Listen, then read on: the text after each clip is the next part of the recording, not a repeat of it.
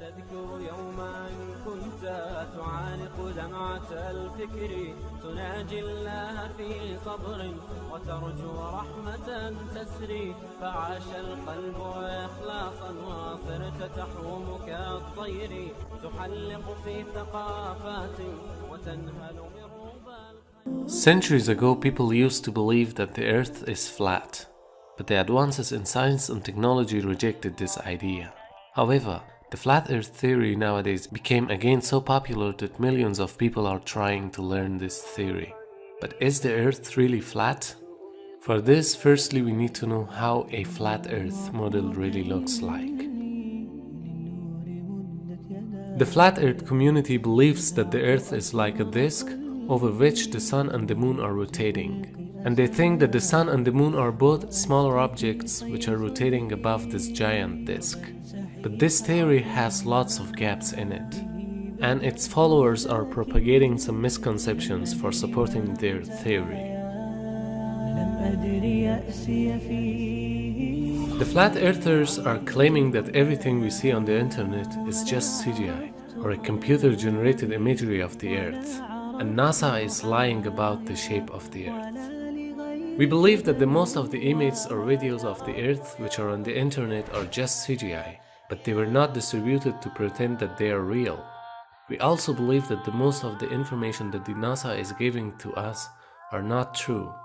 But we should consider that NASA doesn't say lies in all cases, cause if they do so, they wouldn't be trusted at all.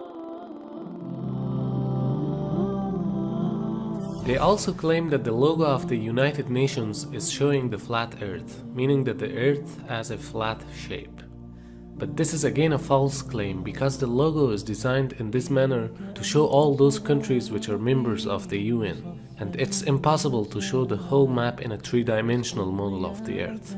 So the possible ways of presenting the whole map of the earth is either in a rectangular shape or a circular one, which both of them are flat, but it doesn't mean that the earth is flat.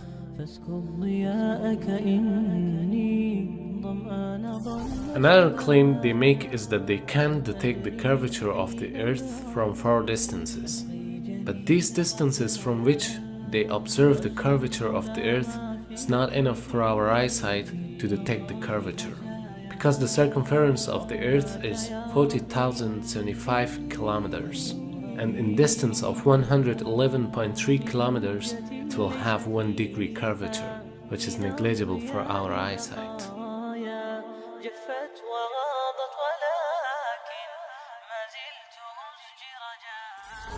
The flat earth model has no logical description for the lunar eclipse, because in this model these three objects, meaning the sun, the moon and the earth, wouldn't be placed in a straight line. That's because the sun and the moon are in the same circular path. But in a spherical model of the earth, this is absolutely possible, because in this model they can be arranged in a perfectly straight line. And whenever the moon comes in between the sun and the earth, its shadow would be casted in some regions of the earth, and in those regions we can see the solar eclipse. And whenever the earth comes in between the sun and the moon, its shadow will be casted on the moon, and it's called lunar eclipse, which will be visible from some specific regions of the earth.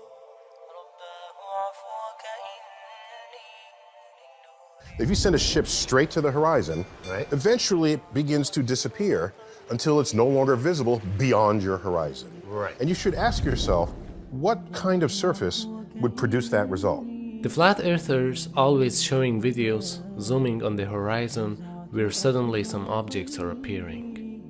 With this, they claim that there is no curvature on Earth. Otherwise, those objects would disappear from bottom to top as they get further away.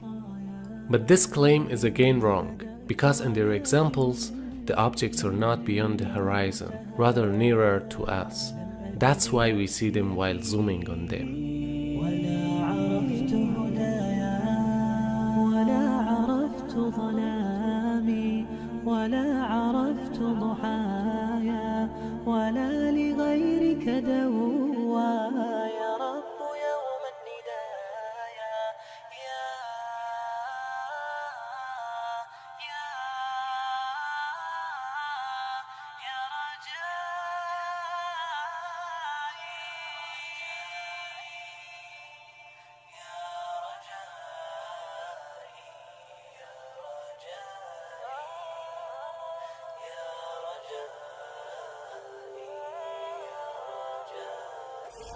In a flat earth model, the sun and the moon are traveling along a circular path, which causes changing in night and day in different regions of the earth with respect to their movement.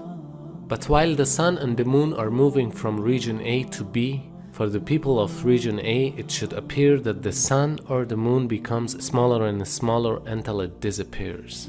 And for the people of region B, it should get bigger and bigger as it comes nearer.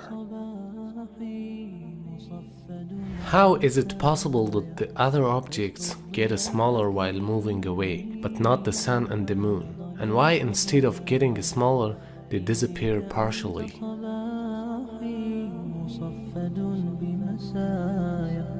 فاسكب ضياءك إني ظمآن ضل صدايا لم أدر من أين بعد أسقي جنين الركايا والشط لا ما فيه يطفي اللظى في حشايا رحمك يا رب إني وزورقي والخطايا في لجة ليس فيها من الضياء بقايا جفت وغاضت ولكن ما زلت أسجي رجايا يا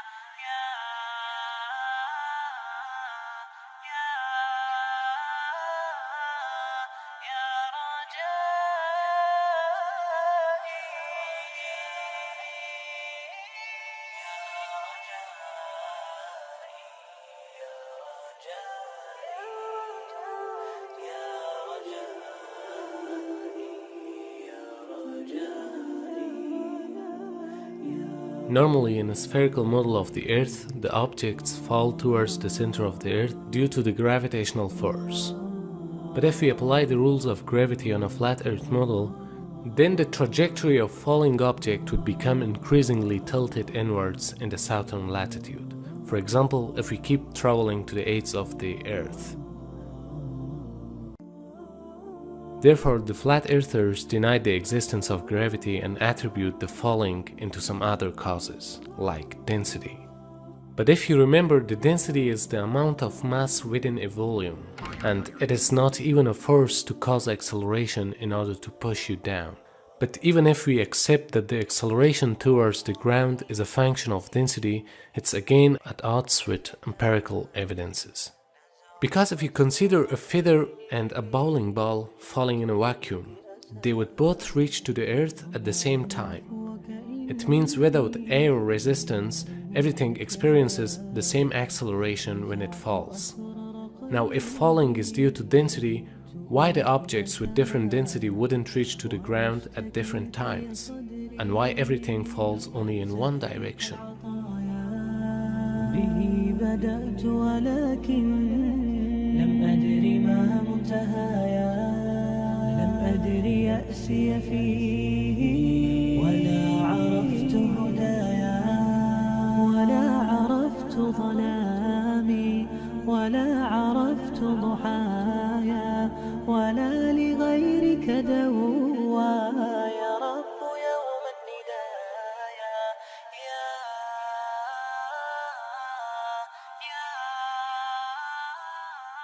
Some people are claiming that the flat earth theory is supported by some verses in the Quran. We should know that those verses which contain the words like firashan, sutihat, bisatan, dahaha and so on, all of them have the meaning of spreading out and smoothing out. But none of them means that the earth is flat if you see the context of those verses, because these words can be used for both a flat and a spherical object. For example, this ball has a smooth surface, or a spread surface. The other one has a rough surface. So it means we can use the word smooth for spherical objects too. Among those verses, the one which is mostly used as a proof for the flat earth theory is the verse which says, الَّذِي جَعَلَ لَكُمُ الْأَرْضَ فِرَاشًا. In this verse, the flat earthers claim that the word firashan, which means carpet, is pointing to the flat model of the earth. But the key word in this verse is lakum, which means for you. So if we consider this word, then we can get a clear understanding of the verse. Allah subhanahu wa ta'ala says, we have made the earth for you as a carpet. because in comparison to the earth, we are so tiny that our surrounding area is spread like a carpet for us. That's why we feel it as a flat surface. Small sections of large curved surfaces will always look flat to little creatures that crawl upon it.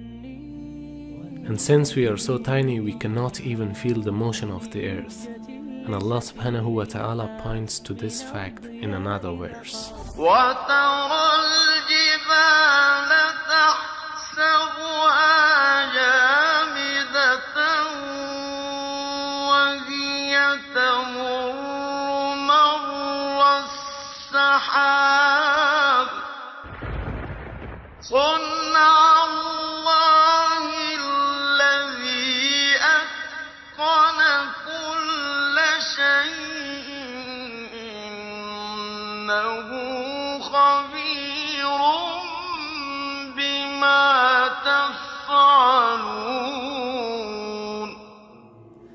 In the mentioning verse, Allah subhanahu wa ta'ala says the fact that the mountains are moving the same as the clouds do, but you feel them to be solid.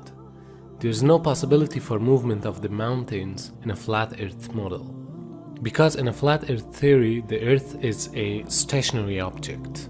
But if you now consider the movement of the mountains in a spherical model of the earth, they are moving due to the spinning of the earth, which is exactly similar to the spinning of the clouds caused by the atmosphere layer. So it means the earth is a rotating globe, but in our scale it looks like a solid stationary carpet. Another verse which refers to the spherical model of the earth is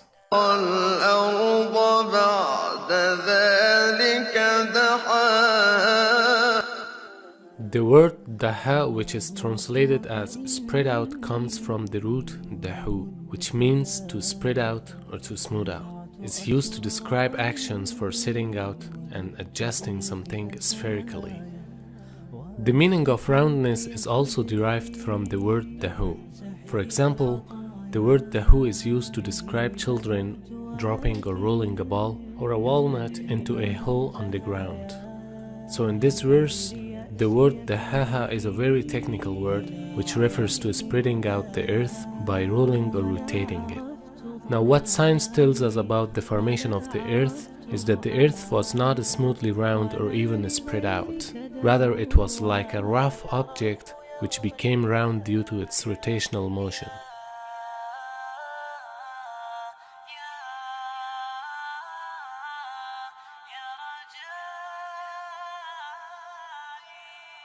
It is also important to be noticed that the flat earth model is a stationary closed system which rejects the existence of space. However, in the Quran, Allah subhanahu wa ta'ala says, وَالسَّمَاءَ بَنَيْنَاهَا بِأَيْدٍ وَإِنَّا لَمُوسِعُونَ. In this verse, Allah subhanahu wa ta'ala is talking about the expansion of the universe, which confirms the existence of space unlike the flat earth theory. Also in another place, Allah subhanahu wa ta'ala says, وَالشَّمْسُ تَجْرِي لِمُسْتَقَرٍّ لَهَا ذَلِكَ تَقْدِيرُ الْعَزِيزِ الْعَلِيمِ.